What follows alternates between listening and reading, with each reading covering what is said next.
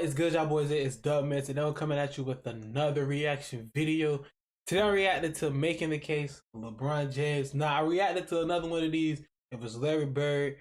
Somebody told me that I had to react to more of them because it's a good little series that's going on. If you want to check out his videos, the link of this video is going to be in the description below. But man, if you're not new to my channel, you should know, to me, LeBron is the GOAT. I don't care what you say.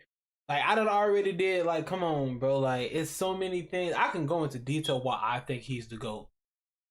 He's better than Jordan. He's better than Larry Bird. Like, come on. And if people said Magic Johnson was better than... Stop it. Stop it. Magic Johnson, stop it. But, man, I am ready to get into this video. If you're new, don't forget to like, comment, and subscribe. Don't forget to follow my Instagram at tv.dub. And get ready, because I'm going to pause a lot in this video. This video might be 45 minutes, but let's go ahead and get into it. Basketball is special. The size of the court and the lack of pads or helmets I'm give finna fans talk a the lot most in this video intimate because y'all experience of a team disrespect sport that LeBron too exists. much. And because of the different styles that basketball allows for, players develop their own distinct identities and signature styles through their creativity, flair, and athleticism. Bro. And although no player succeeds alone, the scoring volume and two-way nature of the sport give individual stars a nearly unprecedented amount of control over the flow and outcome of a game. For this reason, players are constantly compared to their peers and to the legends of the past in order to answer the most hotly contested question in the sport: who's the greatest to ever do it? For many, the question is redundant. They believe in only one right answer, their answer. Others might have their own personal stance, but acknowledge one or two alternatives. But I believe that there's much more nuance to the question of greatness and more answers to it than you might think. By my count, there are 8 players in NBA history that have a substantial claim as the GOAT. It's a subjective thing, though. I can't give you a definitive Tim Duncan is so slow down. Answer. All I can do is make the argument. So today, I'll be making the case for LeBron James as the greatest basketball player of all time. Yes, sir. Yes, I know y'all mad. I know you mad. I know you mad. I know you mad. Jordan fans hate that.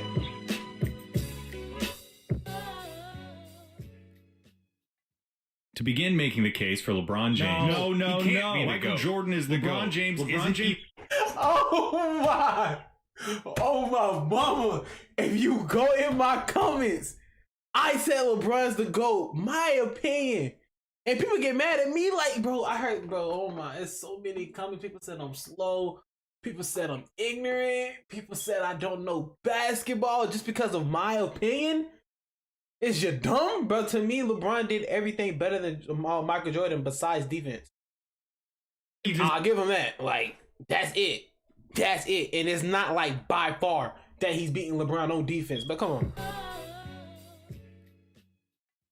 To begin making the case for y'all LeBron sound just James, like this. No. Michael Jordan is the GOAT. James isn't built like that. There's no way. There's no way that he is the GOAT. Get out of here. What are you talking about? LeBron. You're making a video about LeBron being the GOAT. Get out of here. No.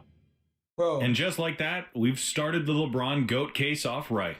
Somebody like me makes a video like this. Why does LeBron get so much to which hate? A certain segment of the population reacts Came by into the league 18 years old. Came into the league 18 years old and just did everything that y'all wanted him to do and more. Way better. Come on, man. Way better, man. I don't want to hear that.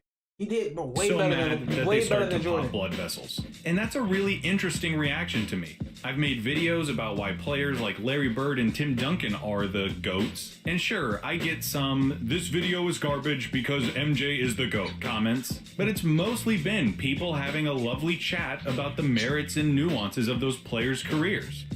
I don't expect that to be the case today. But why? Why is it that LeBron, more than any other player, gets Jordan truthers so defensive? I told you, I'm finna pause a lot. The reason why LeBron gets so much hate is because they know deep down inside that LeBron is like that. They don't want to admit it because they don't want, like, they grew up watching Michael Jordan. I'm pretty sure when they try to compare Zion to LeBron, which he is not, I'm saying that now. When they try to compare Luka or something to LeBron, I'm gonna be the same way. But LeBron's the GOAT. Get out your feelings. And I'm done. I'm done being nice to y'all. You are one of those volatile Jordan defenders, and you're racing to the comments right now.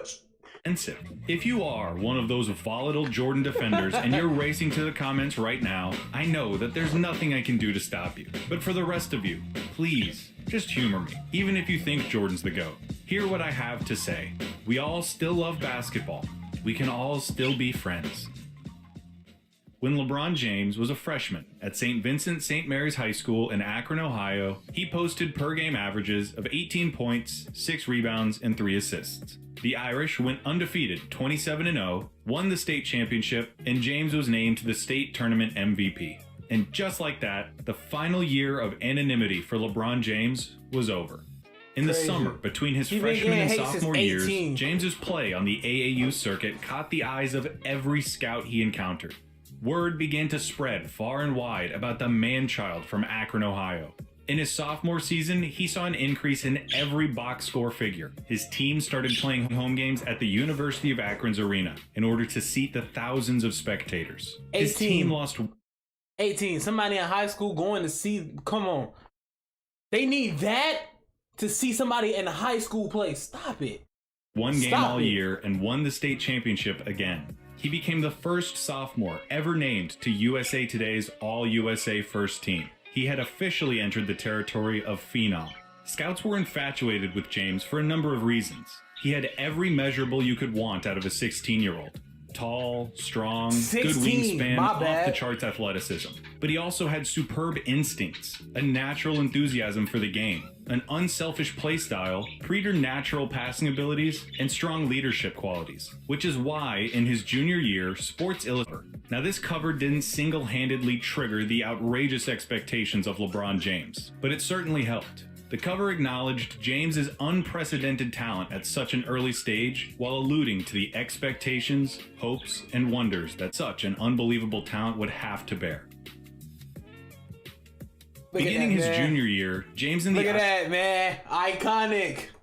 Iconic. Might have to get that poster and hang it up. Iconic. Irish would play their home games almost exclusively at the University of Akron's arena. ESPN2 began broadcasting their matchups to the country, and Time Warner Cable started selling his games on pay-per-view for $7.95 a pop. He's in high school. The hype was substantiated by more incredible play from James, who improved from year to year. As a junior, he was named to a second All-USA First Team and became the first junior to ever be named the Gatorade National Player of the Year. As a senior, he won a second National Player of the Year award and was named to an unheard-of third All-USA First Team. James's junior year remains the turning point of his celebrity. It was then that he went from highly touted young prospect to inheritor of the sport of basketball. And that's the thing. We as sports fans fetishize potential. The allure of the future is endless. If a player has potential, they can be anything. It hasn't happened yet, so it's still technically possible, no matter how outrageous the expectation may be. But then if they don't succeed, we label them as failures,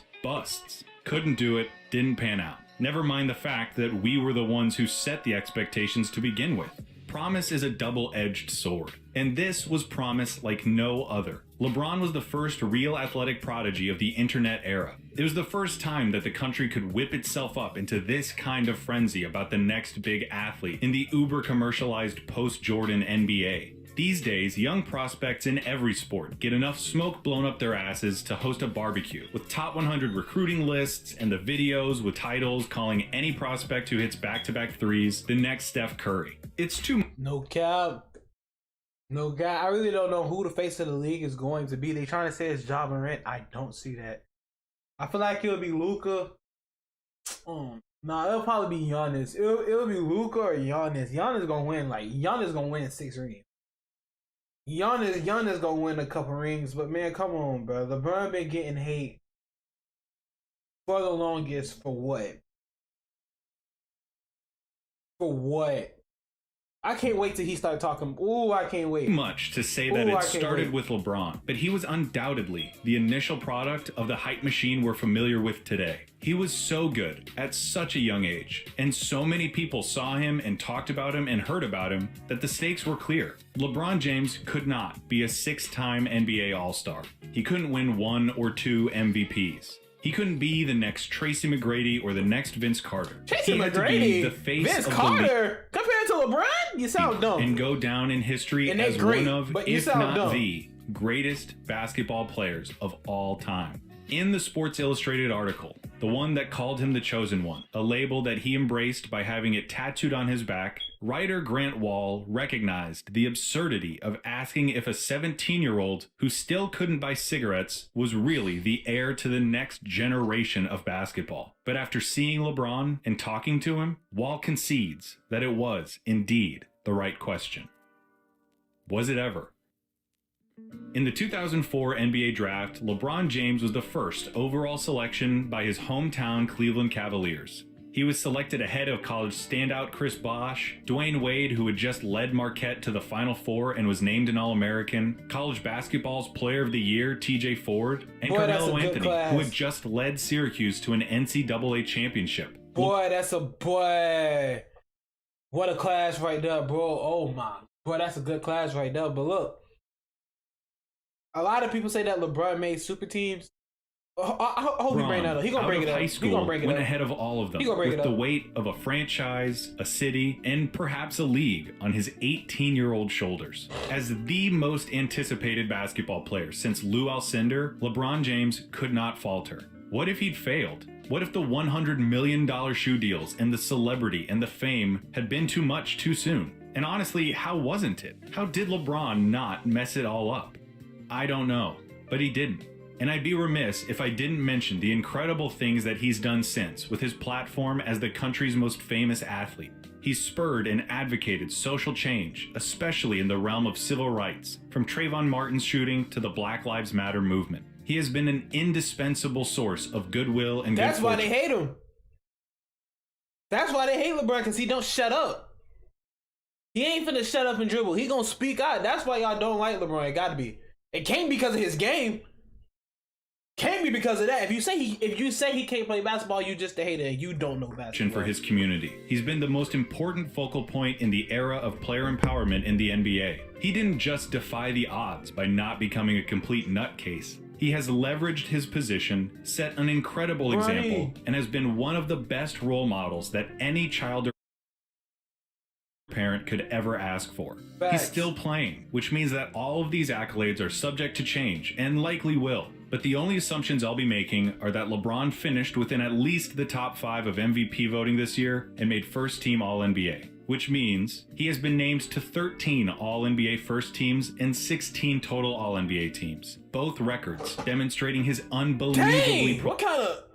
How do you fall like that? 16 total All-NBA teams. Both records demonstrating his unbelievably prolonged reign over the sport. He's won 4 MVPs in 5 years, a feat only matched by Bill Russell, and finished in the top 5 of MVP voting in all but 3 of his 17 seasons. He's been selected to 16 All-Star games, 6 All-Defensive teams, and stands at or near the top of multiple all-time statistical leaderboards. But LeBron's soft. That's a grown man grabbing him, and that's an N1. But LeBron can't play in the 80s. LeBron can't play in the 90s. Come on, bro.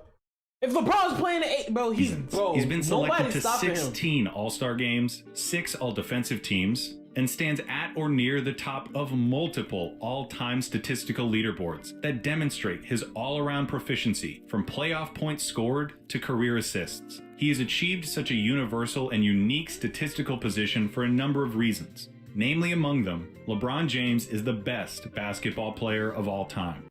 When James Naismith nailed a it feels good to hear somebody else say it. Basket to a wall in a gym in Massachusetts, there was no way he could have ever imagined the game as it is today. And there is no way, not in his wildest dreams, that he could have ever imagined an athlete like LeBron. Look at that. The guy is 6'8", Look at how high 260, built like Karl Malone, passes like Larry Bird, jumps like Michael, and surveys the court like Magic Johnson. He's not the strongest or the fastest. Listen to what he just compared him to. Those are y'all goats. Those are your goats. And he does it better or just like all of them. The guy is 6'8", 260, built like Karl Malone, passes like Larry Bird, jumps like Michael, and surveys the court like Magic Johnson. He's not the strongest or the fastest, but he's faster than the strongest and stronger than the fastest. He has a cocktail of cerebral perception and hand-eye coordination that has made him one of the premier passers in league history. He has a 7-foot wingspan, a lightning-quick first step, supernatural anticipation, and an IQ on both ends of the court that comes from the brain of basketball's Da Vinci. It would be enough if LeBron had just built a name and career for himself thanks to his prodigious natural talents. But he worked diligently, year in and year out, to improve himself as a basketball player. He received criticism for not... Can guard any position on the court. Can Michael Jordan do that? Year in and year out to improve himself as a basketball player. He received criticism for not using his Herculean frame to lock down opponents. And so, he became a lethal defender and was twice the runner-up for Defensive Player of the Year. Opponents would exploit James's lack of post-game by assigning him smaller, quicker defenders. He spent the summer with Hakeem Olajuwon and became a back-down bully. To better space the floor and accommodate the modern style of basketball, he needed to improve his streaky jump shot. He became a master of efficiency and at his best was a 40% three-point shooter. There is no aspect of basketball that LeBron James is not superb at. It's a silly hypothetical, but I think it serves my point to say that a team of 5 LeBrons would beat... Those are grown men. It's a silly hypothetical, but I think it serves my point to say that a team of 5 LeBrons would beat a team of 5 of anybody else. Thank you! That's 5 Michael Jordans. That's 5 Larry Birds.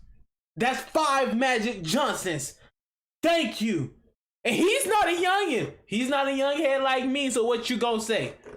Come on, bro. Like, come on, man. He always had the whole package, but he never stopped adding to it. And he's been adding to it for an insanely long time. He's been probably the best basketball player in the world since 2008 or 2009. And if your life came down to one game, he's still one of the first calls you'd make at age 35 in year 17. No he can cap. do anything, does everything, and he's never had a truly significant injury. It wasn't until 2019 that he missed a substantial amount of time because of a groin injury. And aside from some issues with cramps and some occasional back trouble, LeBron has never been a liability in that department. He is the 4th highest... I seen people, bro, I'm pausing a lot. I seen people joking him about him cramping up, saying that he's a Queen James and all that. Yeah, come on. Back trouble. LeBron has never been a liability in that department. He has the 4th highest scoring average in NBA history, and with the way basketball is played today, he can defend point guards and centers alike. Add all of that to a tireless work ethic, an unselfish play style, and a penchant for big moments, and you get the queen of the chessboard. When it comes to playing basketball,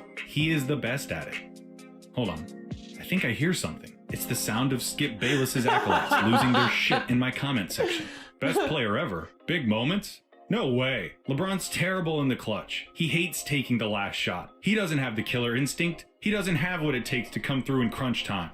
I don't know where this got started or how it's been able to persist, but that sentiment is just factually untrue. There is an overwhelming amount of evidence to support LeBron's clutch ability and killer instinct. There's statistics that show that James is clutch. Evidence, analytics, but you don't want to look at that. Made by people who know how to do math and use calculators and stuff. You don't want to look at that. And if you don't believe them because they're nerds and because basketball isn't just about numbers, then just look at the dude's results. He's hit clutch shots in the regular season, for the jumper for the win. Playoffs. And this was so nasty. What is that? Was that luck? Was that luck? Was that luck? Somebody gonna say it was luck. But let Michael Jordan do it. Somebody gonna say that was luck. Was that luck? Man.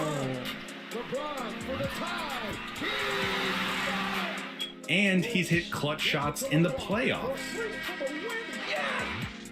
I remember watching that game. James for the win. It's gone. Under 3 seconds to go. Throws up the floater. And with 3 seconds left, Cleveland triggers in. James, 2 seconds, 1 second for the win. Don't do tell these me teams do those buzzer beaters don't count because the team weren't good? Is that what you, man? Y'all got every excuse for him. 2 seconds, 1 second for the win. It don't make no sense. Don't tell me that he can't win games, or doesn't have a killer instinct, or isn't clutch, or any of that shit. He spent a lot of time playing in the biggest games too, in an absolutely loaded league. In the playoffs, he has faced Gilbert Arenas, Chauncey Billups, Tim Duncan, Tony Parker, Manu Ginobili, Kawhi Leonard, James Harden, Russell Westbrook, Kevin Durant, Ray Allen, Paul Pierce. Hold on. Let me go back and just name everybody that's going to be in the Hall of Fame. Absolutely from what loaded I know, league. From what I see. In the playoffs, he has faced Gilbert Arenas, Chauncey Billups, Tim Duncan, Tony Parker, Manu Ginobili, Kawhi Leonard, James Harden, Russell Westbrook, Kevin Durant, Ray Allen, Paul Pierce, Kevin Garnett, Dirk Nowitzki, Dwight Howard, Derrick Rose, Al Horford and Paul Millsap, Steph Curry, Klay Thompson, Draymond Green, DeMar DeRozan and Kyle Lowry, Paul George, Victor Oladipo, Damian Lillard, and so on. He just named about 20 people that's going to be in the Hall of Fame that LeBron has versed. You can't tell me somebody that Michael Jordan versed that he beat that's better than Stephen Curry. That's better than Kevin Durant. Man, stop it. Stop it. And the players he's faced haven't just been eye-popping. He's lined up against some of the vaunted teams and franchises in NBA lore. He played the Spurs, the most successful post-Jordan franchise in basketball, 3 times in the finals. And then he faces the Warriors in 4 straight finals. Meanwhile, LeBron's teams always seem to be overachievers. In his first 7 seasons in Cleveland, his best teammate by a mile was Mo Williams. And that's terrible. Yeah, one-time All-Star, Mo Williams. The Cavs front office can't be... But LeBron did super teams. What? He did the same thing Michael Jordan did, except for that he left. Michael Jordan couldn't beat the Pistons. He couldn't beat anybody. He couldn't beat the Celtics. He had to get people to come help him. What's the difference? Man. Faulted for not trying to get LeBron help. But they certainly deserve some criticism for failing to actually get him help. Anderson Varejao, Zydrunas Ilgauskas, Larry Hughes, Drew Gooden, Eric Snow, Old Shaq, Ben Wallace's corpse. None of them were really bona fide quality contributors who, in the roles they were supposed to fill, could compete and win a championship against the Spurs or the Celtics. The Cavs' entire philosophy during his first stint in the land was, he's so damn good, we'll just bank on him putting up ungodly numbers and carrying us to a win every single night. Which he usually somehow did. And when he left, look at how the Cavs floundered. From a league-high 61 wins to 19, the second worst record in the league.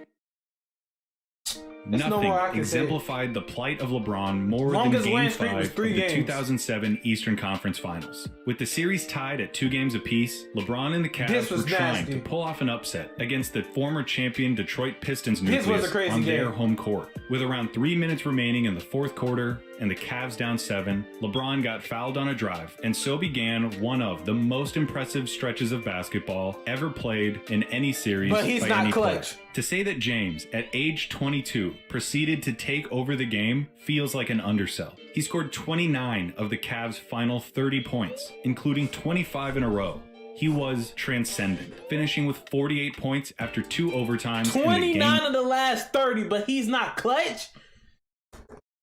He was transcendent, finishing with 48 points after 2 overtimes and the game-winning layup. It was a performance for the ages, but it was also almost entirely necessary. When the Cavs played the Spurs in the finals that year, they lost because a 22-year-old LeBron couldn't beat the Pop, Parker, Manu, Duncan Spurs by himself. Shame on him.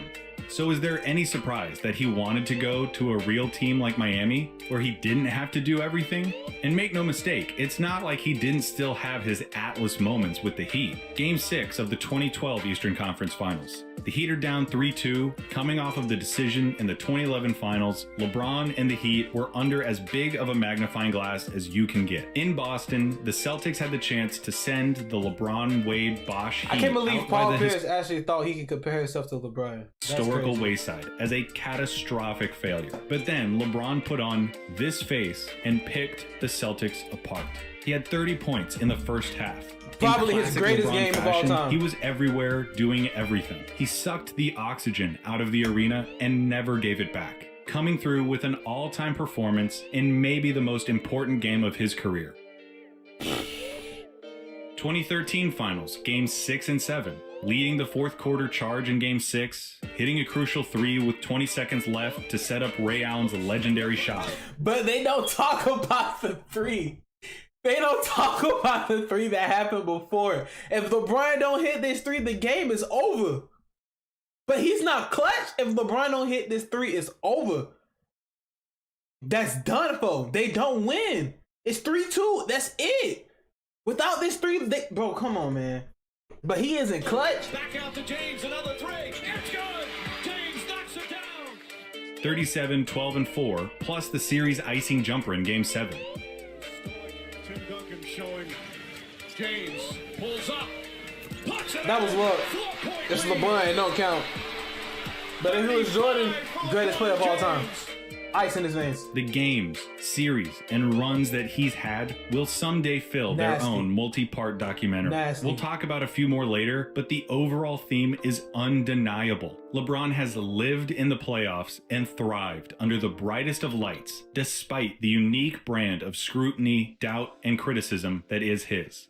But none of that matters to you because of 3 things. The sources of so much of that doubt and criticism. The 2010 Eastern Conference semifinals, the decision, and the 2011 finals. All 3 events happened within the span of about 400 days. It started with the second round of the 2010 playoffs, Boston versus Cleveland. Despite having the best record in the league, the Cavs lost in 6 to the Pierce, KG, Ray Allen Celtics. LeBron's numbers look okay, but if you remember watching at the time, or you go back now and watch, you can tell that LeBron's just not there. He's checked out. No aggression, no urgency, stretches of total detachment. He was a no-show. And no one still knows definitively why, but salacious rumors persist that you can look up for yourself. Whatever the reason, the loss amped the noise around LeBron up to new levels. He can't do it. He doesn't have it. The basketball world prepared itself for one of the most consequential free agent decisions ever. What they got was the decision. A 1-hour nationally televised special. LeBron was going to announce his decision on live TV. How could this go wrong? The answer to the question everybody wants to know. LeBron, what's your decision? In this fall, man, it's very tough.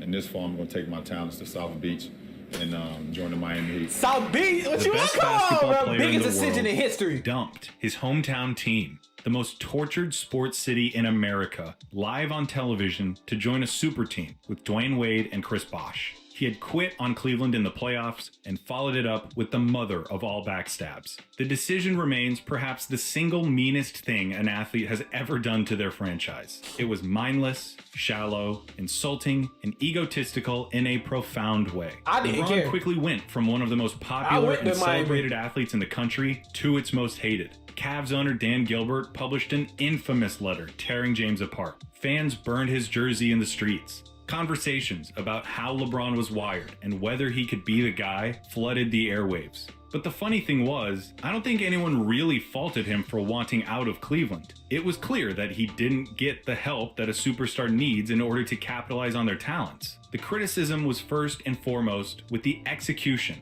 doing it in a self-aggrandizing live TV special. The criticism quickly turned into nonsensical, inane cliches and false narratives. The same LeBron that was getting praised for his ability to cultivate camaraderie and success on abhorrent teams was now being criticized for not making his teammates fear him. Whatever that means. Was the decision the dumbest thing LeBron could have done? Yes. Was it a knife in the back of the community that had supported him as he ascended from chosen one to superstar? Yes. Was most of this criticism of his mental makeup and desire to win baseless and spiteful? Also, yes. But it probably didn't feel that way for a lot of NBA fans at the time. They hated him. He had quit on and betrayed his team. So when the Heat lost the 2011 finals, the hate boners raged in full force. And the Heat didn't just lose because the Mavs were better. They lost because LeBron choked. His scoring average plummeted to 17 points a game, down from... How can I can admit, I don't know what happened to LeBron. And I'm a LeBron fan. I don't know what happened to LeBron. That was, bro, come on, that wasn't him. I don't know what happened, but that wasn't him. 26 during the regular season. And of those 17 points a game, only 3 came during the fourth quarter, which is especially damning considering how tight the series was. James turned himself into public enemy number 1, promised a jewelry box's worth of rings, and when the world was watching, completely flopped. There are no excuses. I can't tell you actually LeBron played really well or that his team let him down. He sucked. He let them down. And they lost. Bad. It's a fact. Should it define him forever? No.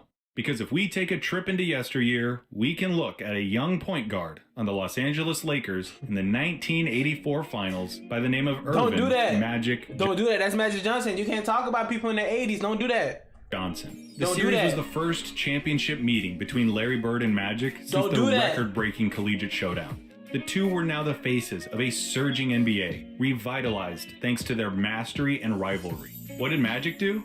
He choked. Don't say pretty that. hard. That's in Magic. Game 2, Don't he say dribbled that. out the final 11 seconds in regulation of a tied game without putting up a shot. The Lakers lost in overtime. In Don't Game say 4, that. Magic had his pass picked off with 4 seconds left in regulation of a tied game. Then in overtime, missed both free throws with 35 seconds left, with the score tied again. The Lakers lost. In Game 7, Magic turned the ball over twice in the final 90 seconds of a tightly contested game. The Lakers lost. Basketball writers were ruthless and cutting. The fact was, he didn't have what it took to come final 90 seconds of a tightly contested game. The Lakers lost. Basketball writers were ruthless and cutting. The fact was, he didn't have what it took to come through in the big moments, despite previous evidence to the contrary. And that's not how we remember Magic Johnson. We remember him as a player who came through in big games, had big performances, and who you wanted to have the ball when the game got close. Could it be because he led the Lakers to 3 championships after his '84 meltdown? So why is it that some people's opinions on LeBron James haven't changed in the last 9 years? How were 3 championships and 7 more consecutive finals not some sort of redemption? Because of this right here, the Magic Bullet, 3-6 in finals series.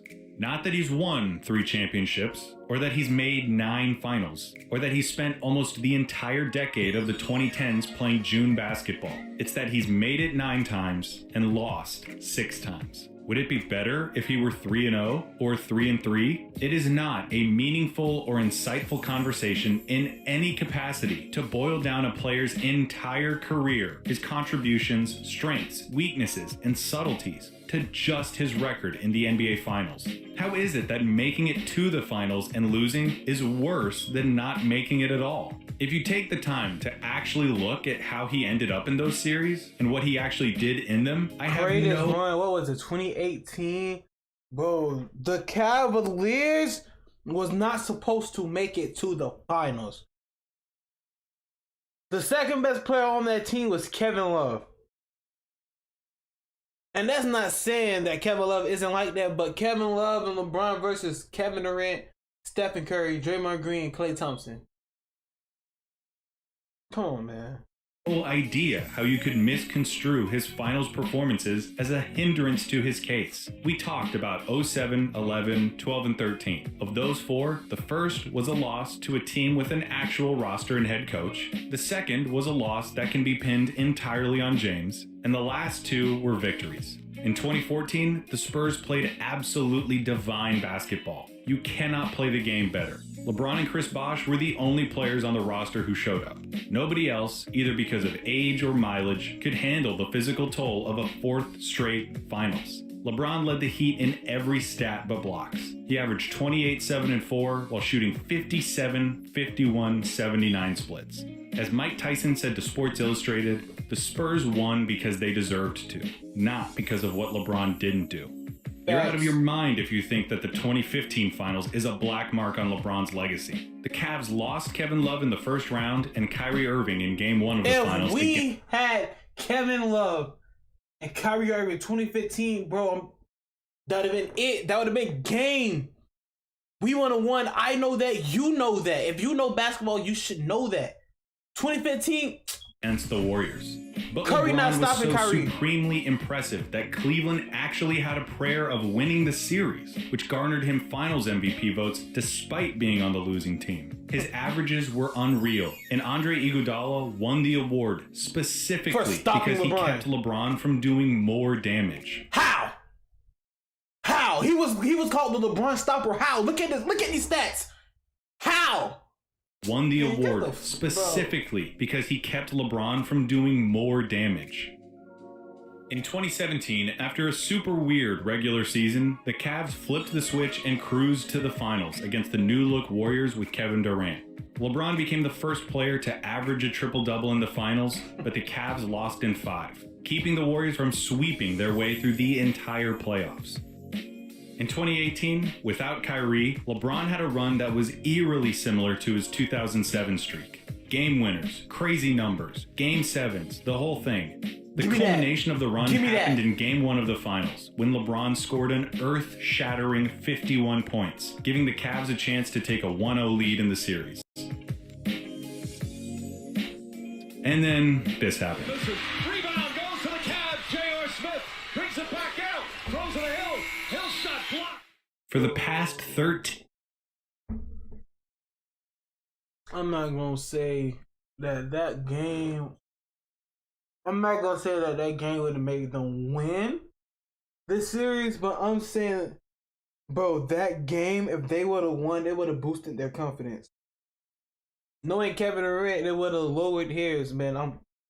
Bro, J.R. Smith, oh my God, bro. 18 years in a row. Every team that LeBron James has played on has been in contention to win the championship, regardless of the roster around him. We're not going to play the what-if game, but he's proven that he doesn't need the league's all-time leading scorer as a teammate or the Zen Master as a coach.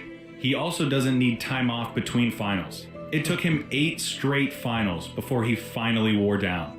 Give him any coach, give him any teammates, and by the sheer brilliance of his play, your team is now a championship contender. And I don't have to make the argument that 3 rings is more than 5 or 6 or 11, because that's not how we evaluate these players. We don't just look at ring totals, otherwise Robert Horry would be on Mount Rushmore. Yes, it's all about winning, but it's really not. We try to synthesize things like play style, competition, success, achievements, accolades, and the like into a more cohesive and complete picture. Just asking, did they win, when trying to argue for the greatest basketball player of all time is the wrong question, because, it's a team sport. The better question to ask is which player gave their team the best chance to win? Who meant the most to their teams? And the answer to that question is LeBron James. Is there any better example of this than the 2016 finals? What other player in that situation would have been able to do what LeBron did? He didn't try to will his team to victory by just jacking up shots. He picked his spots perfectly, got his teammates involved, and inspired a belief that they could win despite the odds. The series is the perfect testimony to the value of LeBron James. They were facing the 73-9 Warriors, the best record in NBA history, single-digit losses in an 82-game season. Cap it off with a title, and they instantly have a claim as the best basketball team ever. And after the first 4 games of the series, they have a 3-1 lead. No team in that position had ever lost. That lead in that series has proven throughout history to be insurmountable. Game 5. In Oakland, Kyrie shoots 70% from the floor to rack up 41 points. LeBron matches him with 41 of his own, plus 16 rebounds and 7 assists. Tristan Thompson is the only other Cavalier in double digits. Game 6 in Cleveland, LeBron spearheads a blowout with another 41-point performance, with 8 rebounds and 11 assists to go along with it. The momentum of the series has palpably shifted. Game 7 had legacy bursting at its seams.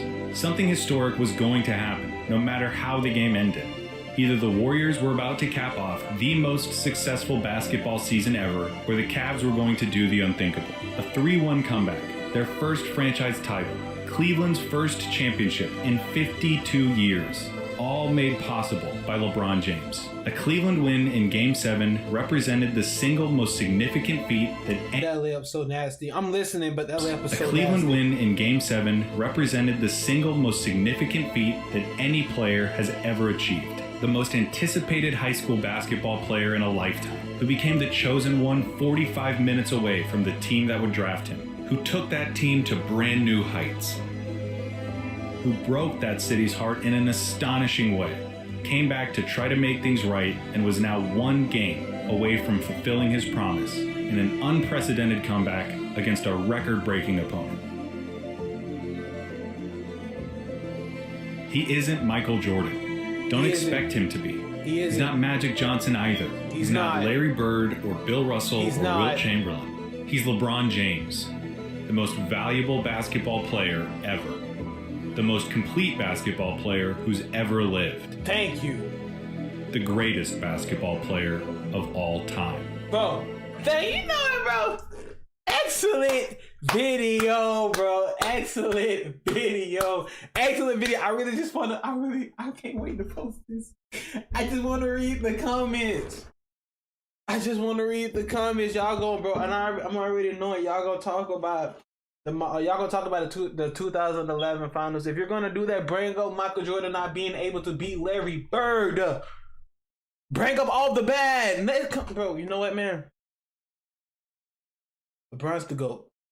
Hands down. No one's ever going to be better than him. LeBron's the GOAT. End of discussion. He passed Larry Bird in Miami. He passed Michael Jordan in Miami. Like, come on, bro. You know what, man?